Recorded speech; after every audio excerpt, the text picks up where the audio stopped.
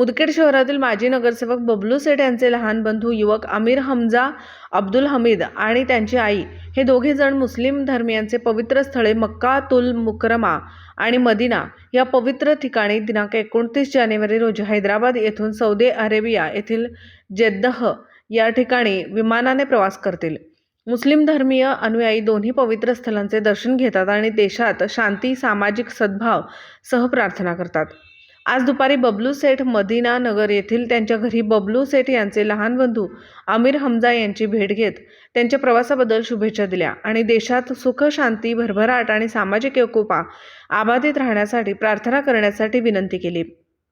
यावेळी मदिना मस्जिदचे अध्यक्ष मोहम्मद युसुफ सेठ, मोहम्मद फारूक बागवान, शेख जावेद सर, मोहम्मद हुसेन, मुजीब पठाण, निवृत्त शिक्षक मुजीब सर, पत्रकार अतिक अहमद, अजीज भाई, नफीस भाई, गफ्फार भाई पारेवाले, नदीम अंसारी, मोहम्मद जुनेद सर, फैजन ई रजा, सलमान किराणा, मोहम्मद अनस सह आदींची प्रमुख उपस्थिती होती। अतिक अहमद, मुदखेड तालुका, जिल्हा नांदेड।